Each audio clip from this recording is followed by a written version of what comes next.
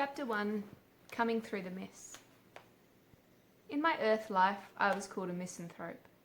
This is a strange admission with which to break my silence, but being now beyond the consequences to which such frankness might lead, I have no reason, even though I had the will, to speak with less reserve. If any apology be demanded for the pleasant task I have undertaken, let it be found in the ceaseless wail to which I have referred to in my preface to these pages. Is my statement true in that respect? I bid you turn that question inwards. Ask your own heart, and I will be content to take the answer, merely adding that as you are, so is all mankind. Pardon me 1 or 2 sentences in necessary explanation of myself before I carry you across the borders of the other world. My life was overshadowed by the consequences of some prenatal trouble of which I knew nothing, save the phantom remaining to haunt me, and that it robbed me of a mother's guiding hand. My father was an inflexible Calvinist with a mode of life as carefully arranged as an architectural elevation, while its working details were as rigorously insisted upon. An elder of the Presbyterian Church, with a banking account of sufficient magnitude to allow him to live a life of most unquestioning faith, he spent all the years of his pilgrimage free from the shadow of reproach. My brother and sister were not so strictly inclined, and their almost open rebellion as they grew by no means tended to soften my father's character. For myself, I neither received from nor extended to any member of the household any sympathy. No one ever spoke to me of my mother. Her name, in fact, was seldom mentioned, but I always felt that had she lived, we should have been all in all to each other. But she was gone, and I was left alone. Books were my only companions, the poets my greatest favourites. My earliest recollections are of the religious baby farm to which I had been entrusted, whose managers I learned to loathe for the duplicity and hypocrisy they habitually practised there. With a naturally morbid mind, the shadow of some unknown wrong above me, and a soul shrinking from the appearance of deceit, I soon learned to hate those who did not hesitate to lie in act and prayer, and plead with God to grant success to infamy. By these things I was gradually led to draw all my comfort from books, and to entertain a great aversion to any fellowship with those about me. I was naturally of a religious turn of mind, but preferred to solve its questions by the light of my own reason and the plain teachings of the Bible as I could comprehend them. A practical acquaintance with the public worship of the various sects only confirmed my original idea of there being much more of form and fashion than solid worship or spirit in them all. Therefore in this, as in everything else, I learned to rely upon myself alone, and to trust the leniency and justice of a righteous God in respect to any error resulting from my honest endeavour to do his will according to the light within me. Nevertheless, I had companionship and sweet communion in my worship after this manner. Led by some influence, to me nothing less than an inspiration, I would find myself in one of the courts and alleys so numerous in the east of London, where vice, poverty, and wretchedness most abound, where help, though urgently needed, is seldom met with, where the inhabitants are not learned with metaphysics, but hunger for the bread of practical sympathy.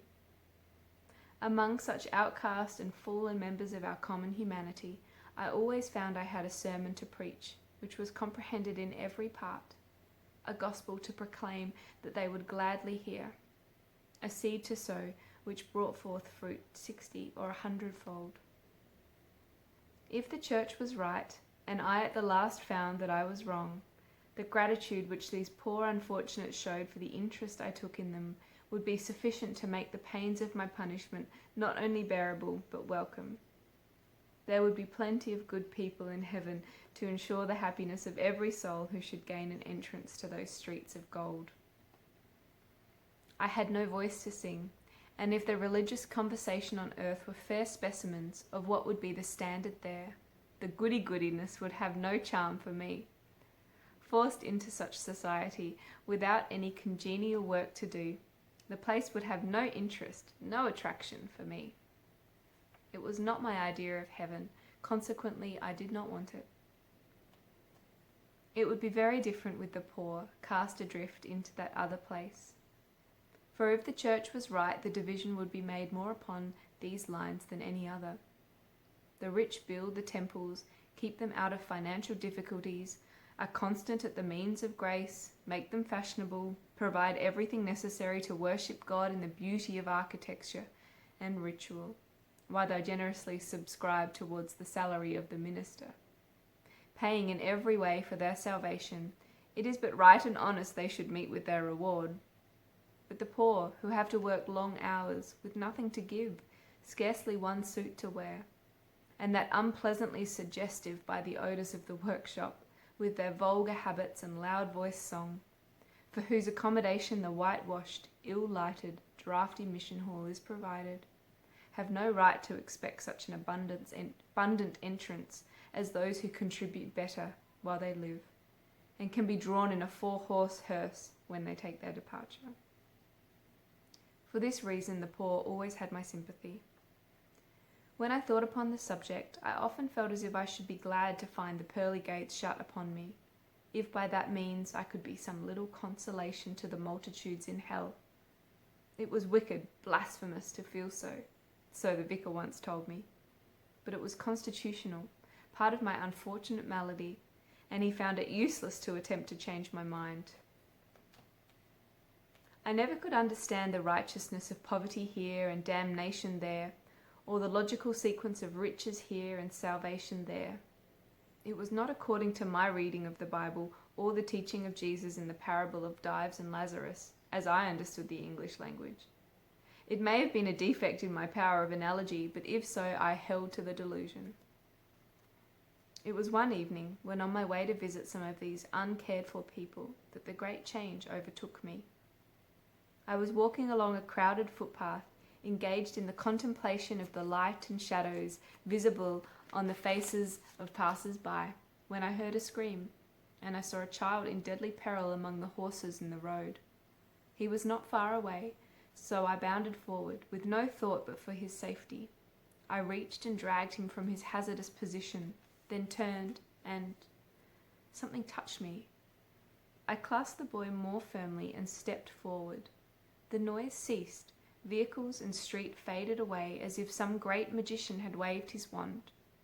The darkness disappeared, and I was lying upon a grassy slope in an enchanted land. Neither did all the changes lie in our surroundings. Few people would have been enamoured of the ragged child I rushed to save, with his shoeless feet, matted hair, and unwashed face. But the angel I found lying upon my breast would have driven an artist into raptures. For myself, in that instant, I had changed my morning suit for a loosely flowing robe, which somehow seemed to be a part of myself, and though I was fully assured of my own individuality, I was curious to know what had taken place, and by what means, in the interval of one solitary step, a transformation of such completeness had been effected. The lad, though evidently conscious of the alteration, looked into my face with calm, laughing eyes, void of any trace of fear. Perhaps he expected me to give some explanation, but I needed that myself. Then he buried his head in my shoulder and fell asleep. I sat and nursed him, trying to answer the only question which occupied my mind. Where are we? I was reclining upon the grass of what can only be described as the auditorium of an immense but natural amphitheatre, with the arena occupied by a multitude who appeared to be engaged in the reception of strangers, whom they were welcoming and congratulating. If only I could have understood it, the scene would have been as pleasing as it was brilliant, but, under the circumstances, my feelings were more of curiosity than of appreciation. It resembled the performance of an elaborate tableau of which I had no descriptive programme, being alike ignorant of the place, the players, and the purpose. This was all that I could understand. There were two classes of persons represented. The one, evidently residents, attired in garments embracing almost every shade of colour with which I was familiar, and some the like of which I had never seen before, and therefore have no means to make you understand. The other, and by far the smaller of the two, gave me the idea of strangers, who, having just arrived, stood in need of the help and assistance so freely proffered. Where did they come from, I asked myself. To this I was enabled to find a somewhat satisfactory reply. Before me lay a plain, across which numbers were continually coming and going. As its further side I saw a heavy bank of fog lying, the outlines of which were boldly portrayed, as if confined within certain limitations. The atmosphere was so unusually clear that although the fog was perhaps some 2 miles distant from where I lay, I could easily discern that they entered from the plain in that direction. I now became intensely interested in something which baffled my powers to determine whether it was real or an optical illusion. I noticed that the variegated colour of the dresses worn by those who went from us towards the mist gradually faded, until in the distance but one uniform tone of grey was visible. On the contrary, as they returned, the original hues were mysteriously restored. It seemed to me, at length, as if some magical influence was exerted by that vapour, or that the plain was one which might legitimately be called enchanted. The moment I saw the fog, I was conscious of a cold chill running through me, not due to any change of temperature, which was warm and genial, but such as one experiences at the thought of leaving a cosy fire to become enveloped in the piercing mist of autumn or early winter. What caused this is more than I can say. Perhaps it was sympathy with those I saw emerging from such surroundings, for many were so overcome that scarcely had they the strength to reach the open plain, while for some the watchers plunged into the mist and carried them through, others being borne all the way across the plain before they had the power to stand upon their own feet. How long I was thus employed I cannot tell. But suddenly my attention was attracted to someone standing beside me, and I arose, for the first time becoming aware that the slope whereon I had been sitting was occupied by many, evidently strangers like myself. This, however, did not interest me so much just then as it would previously have done. All my mind being centred upon the person who stood beside me, in the hope that he would be able to solve the problem so perplexing to me. He divined my purpose before I had time to frame a question, and, stretching out his hands towards the still sleeping lad, said, "There is someone who coming to answer all your questions. My duty is to take the boy." "To take the boy?" I answered, scarcely knowing whether I ought to give him up. "Where? Home?" "Yes." "But how shall we get back? How did we come here? Where are we?" "You must be patient for a little while," he answered. "Then you will know and understand all about it. But tell me, is this delirium or a dream?" "No, you will find out you have been dreaming now you are awake." "Then please tell me where we are and how we came here. I'm so perplexed to know that." "You are in a land of surprises, but you need not fear. It will bring for you nothing but rest and compensation." "That only increases my difficulty," I said entreatingly. "But just now it was night in London, where I saved that boy from being run over. Then everything faded like a flash, and I found we were here. Where, then, is this place? What do you call it?" "The land of immortality." "What? Dead? How?" I was conscious of falling back a step, but the stupendous announcement fell upon my ears. But there was something so reassuring in his manner that I instinctively returned and grasped the hand he held out to give me welcome. Among all the theories by which I had tried to solve the mystery, this one had never suggested itself. It would not have been entertained for a moment if it had, while the unexpected surroundings would have warranted me in dismissing it. I was astonished at the unquestioning faith with which I accepted his declaration, while his sympathetic composure absolutely forbade any sense of agitation as a startling truth was fully comprehended. "No, not dead," he replied after a moment's pause. "Did you ever know dead men to talk and be surprised? When a boy leaves home for school, or school to take his part in the more serious events of life, when a girl leaves her father for her husband's home, have you been in the habit of saying they were dead? Certainly not. Neither are you right in supposing you are dead since passing through the change which has overtaken you. But I have made an unmistakable exit from one world and an entrance into another. Therefore, while I am alive to this new life, I am dead to that which I have left behind.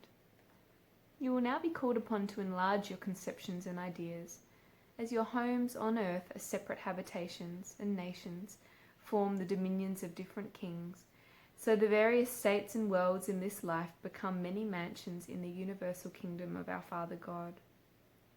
Therefore you are only dead to earth in the same way as a schoolboy dies as a scholar, but has the greater power of a teacher, or as the girl ceases to be a resident and becomes a visitor. I do not understand you, I replied. Let me give you the outline of a parable over which you may reflect until someone else is sent to afford you clearer information. Children are coaxed to sleep on earth by the singing of nursery rhymes, the fabulous heroes of which become historical characters in the minds of the little listeners, until the realities of life dispel the illusion. So children of a larger growth, upon entering this life, find that even so they have been lulled to spiritual slumber by the fictions of the nurses of their souls. It is the awakening to the truth of this fact which makes this a land of surprises, as you will find it to be as you proceed. But now I must leave you and take our little brother to our children's home, where you will meet him again presently. With a kindly salutation he departed, and I was left alone to think on all he had said.